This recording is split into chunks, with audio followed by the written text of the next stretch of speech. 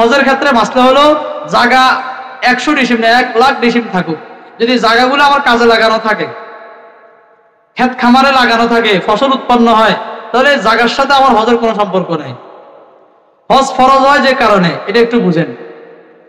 হজ ফরজ হওয়ার জন্য এখানে মাসলা হলো, যদি আপনার কাছে নগদ ক্যাশ টাকা থাকে, অথবা আপনার স্বর্ণ রূপা নগদ ক্যাশ টাকা সব মিলে কি হয়, এই পরিমাণ টাকার ব্যবস্থা হয় যেটা দিয়ে আপনি হজে যেতে পারবেন, আবার আসতে পারবেন। এটা নাই, কিন্তু আপনার এমন কোন জায়গা আছে, এমন কোন জমি আছে যে জমিটা আপনার পরিত্যক্ত পড়ে আছে। কথা বুঝিয়েন, আপনি জমি একটা কিনছেন, বাড়ি করবেন, কিন্তু এখনো বাড়ি করার নামে পড়ে আছে। ফ্ল্যাট করবেন, এখনো করার নামে পড়ে আছে। যদি এমন পরিত্যক্ত কোনো জায়গা থাকে, জমি থাকে, যেটাতে কোনো ফসল উৎপন্ন করছেন না, কোনো কাজে লাগাচ্ছেন না, তাহলে এই জমির যে মূল্য, এই মূল্য যদি এই পরিমাণ হয় যে মূল্য দিয়ে আপনি হজে যেতে পারবেন, আসতে পারবেন, তাহলে এই জায়গা বিক্রি করে হলো আপনার জন্য হজে যেতে হবে, আপনার জন্য হজ করা ফরজ। এই মাসলা বুঝছেন কিনা? যদি উৎপাদিত ফসল থাকে, মানে জমিটা আপনি কাজে লাগায় রাখছেন, তাহলে ফসলের থেকে যে টাকা আসবে, ইনকামের যে টাকা আসবে, এই সব টাকা মিললে যদি আপনার কি হয়, হজে যাওয়া আসার টাকার ব্যবস্থা হয়, তাহলে হজ ফরজ হবে।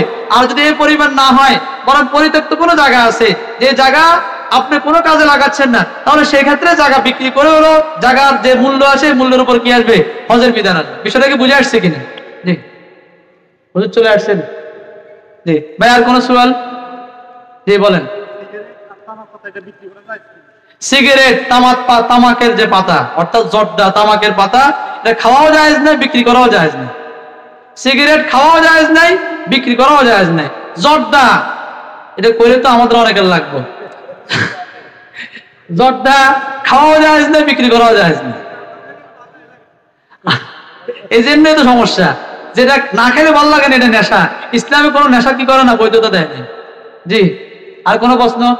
আল্লাহ তাআলা আমাদের সবাইকে যে কথাগুলো বললাম সে অনুযায়ী আমল করার তৌফিক দান করেন, সেই কথাগুলোকে সহিভাবে